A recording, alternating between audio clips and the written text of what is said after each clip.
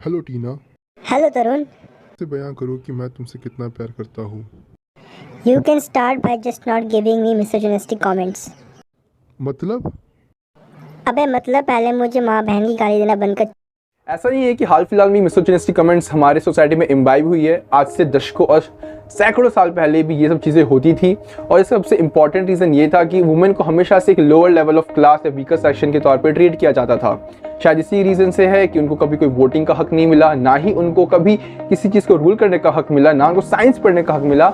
और सबसे इंपॉर्टेंट चीज़ तो ये थी, सोसाइटी में कोई भी इंपॉर्टेंट डिसीजन मेकिंग होता है, चाहे वो एडमिनिस्ट्रेशन को लेके हो, उसमें भी वुमेन का रोल ज़ीरो रहता था। आज के टाइम से कंपेयर करें तो उस वक्त काफ़ी ज़्यादा प्रॉब्लम क्रिएट होती थी। हाल फिलहाल में लॉकडाउन में नेहा ठाकुर और उनकी फ्रेंड तमन्ना मिश्रा ने एक प्रोजेक्ट स्टार्ट किया जिसका नाम था प्रोजेक्ट गाली। और उन्होंने इस चीज़ में ऑब्जर्व किया कि इवन दो जब दो आदमी लड़ रहे होते हैं तो उसमें एक वुमेन को ही टारगेट किया जाता है बाय देयर अब्यूजिव वर्ड्स। और आप जानती हैं कौन से अब्यूजिव वर्ड्स वुमेन से रिलेटेड होते हैं, मुझे बताने की ज़रूरत नहीं है। लेकिन ऐसा नहीं है कि सिर्फ मर्ज़ात ही सबके लिए बदनाम है, बल्कि औरतें भी गालियाँ देती है। लेकिन जानते हो यहाँ पर आयरनी क्या है कि औरतें भी जब गाली देती है तो उसमें वुमेन या मिसोजिनिस्टिक कमेंट्स को ही यूज़ किया जाता है। पर इसका मतलब ये मत समझना कि मैं आपको इनकरेज कर रहा हूँ कि अब आप मेल गालियाँ निकालें और आप मेल के लिए वहाँ पर इक्वालिटी के लिए आप लड़े और फिर मेल गालियाँ दूसरों को दे। ऐसा बिल्कुल भी नहीं है, प्लीज़ ऐसा मत करना। इस वीडियो का मोटिव यही है कि हम अपने मिसोजिनिस्टिक कमेंट्स को, अपनी लिंग्विस्टिक स्किल्स को सुधारें और कोशिश करें कि अपने गुस्से को हम किसी और तरीके से निकालें। और हम इस दो इंसिडेंट से ये भी देख सकते हैं कि एक पेट्रियार्कल माइंडसेट को भी या पेट्रियार्कल डोमिनेंस को भी शोकेस करता है सोसाइटी में। खैर, मैं समाज के उस तबके का अब मैं जिक्र करना चाहूँगा जो कि लोग उनसे दूर रहना चाहते हैं या उनसे कोई संबंध नहीं रखना चाहते हैं, लेकिन पर्दे के पीछे कई लोग उनसे संबंध रखते भी हैं। खैर, मैं वैश्याओं की बात कर रहा हूँ, प्रोस्टिट्यूट्स के बारे में बात कर रहा हूँ। मैं जानता हूँ कि काफ़ी हार्श वर्ड यूज़ कर रहा हूँ और उसके लिए माफ़ी भी चाहूँगा, लेकिन मेरा मोटिव यहाँ किसी को हर्ट करना नहीं है। सबसे इंपॉर्टेंट चीज़ यहाँ पर यह है जो विजयलक्ष्मी अपने टेक्स्ट में डिफाइन करती है कि यहाँ पर कोई भी मेल इक्विवेलेंट वर्ड नहीं है वैश्याओं के लिए या प्रोस्टिट्यूट्स के लिए। हाँ, मेल प्रोस्टिट्यूट यूज़ कर देते हैं, लेकिन ये कोई प्रॉपर वर्ड नहीं होता है।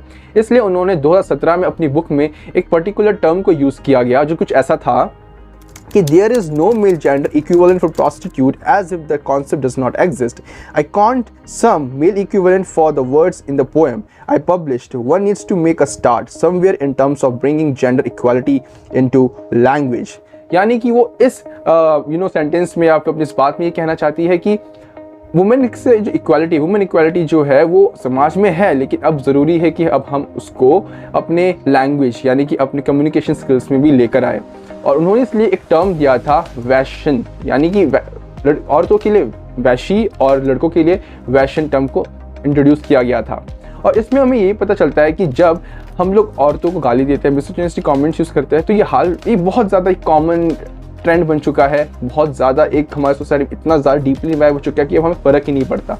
लेकिन जब एक मेल को जब गाली देते हैं जैसे कि होमोसेक्सुअलिटी, तो वो बहुत ज़्यादा गुस्सा हो जाता है। और सिर्फ मेल नहीं बल्कि समाज का हर एक वर्ग गुस्सा हो जाता है। इसका रीज़न ये है कि होमोसेक्सुअलिटी एक मस्कुलिनिटी और फेमिनिटी के बीच जो एक लाइन होती है उसको मिटा देता है। और इससे एक बात को और पुश मिलता है कि हमेशा से सदियों से वुमेन और होमोसेक्सुअल्स को सोसाइटी का सबसे लोअर क्लास माना जाता है।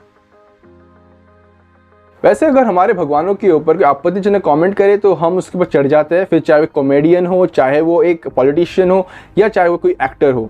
तो ये एक बहुत ही चीज़ समझने की ज़रूरत है कि जब कोई हमें मिसोजिनिस्टिक कमेंट पास करता है, माँ बहन की गालियाँ देता है, तब हम उसको एक जस्ट भी छोड़ देते हैं। क्यों? इसका रीज़न क्या है मुझे समझ में नहीं आता, क्योंकि ये चीज़ इतनी ज़्यादा नॉर्मलाइज कर दी हमने कि अब हमको फ़र्क ही नहीं पड़ता। लेकिन हाँ, ऐसा नहीं है कि बिल्कुल भी नहीं होता। इस चीज़ के ऊपर कॉन्फ्लिक्ट तब स्टार्ट होता है जब ये एक्सट्रीम लेवल पर जाता है, खासकर तब जब दो अननोन लोग एक दूसरे से लड़ रहे होते हैं और जब मिसोजिनिस्टिक कमेंट पास करते हैं तब उनमें इस चीज़ को लेकर कॉन्फ्लिक्ट स्टार्ट होता है। लेकिन जब हम अपने अपनों के साथ होते हैं तो हम उसको एज इफ जैसे कुछ हुआ ही नहीं है।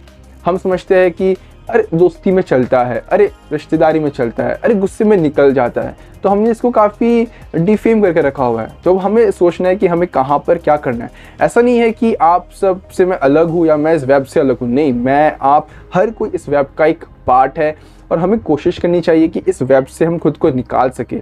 हमने क्लास 12th में एक चैप्टर पढ़ा था, जो पहला चैप्टर था लास्ट लेसन, उसमें बताया गया था कि लैंग्वेज कैसी की होती है फ्रीडम की। तो वैसे इस पेट्रियार्कल सोसाइटी और एक ऐसे माइंडसेट से फ्री होने के लिए सबसे पहले ज़रूरी है कि हम अपनी लैंग्वेज में इक्वालिटी लेके आए। और इक्वालिटी लाने का मतलब ये नहीं है कि आप अब लड़कों को भी गाली देना शुरू कर दो, नहीं, ऐसा नहीं है। इक्वालिटी का मतलब ये है कि अब हमें गाली देने को ही बहुत कम कर देना चाहिए और अपने अलग अलग तरीके ढूंढने चाहिए, हम गुस्सा निकाल सकें। आई होप आपकी वीडियो पसंद आया होगा। अगर इसमें कुछ भी लगा कि मैंने गलत बोला है तो उसके लिए माफ़ी चाहूँगा। अगर इसमें कुछ इम्प्रूवमेंट चाहिए तो आप मुझे कमेंट कीजिए। वीडियो अच्छी लगी तो लाइक कीजिए। सब्सक्राइब तो ज़रूर करना है यार, सब्सक्राइब करने में मुश्किल क्या है, सिर्फ क्लिक ही तो करना है और आपके फ़ोन का स्टोरेज भी नहीं खाता है। तो प्लीज़ सब्सक्राइब ज़रूर करना और अगर चाहो तो शेयर भी कर सकते हो। With this Sumit Sinha signing out.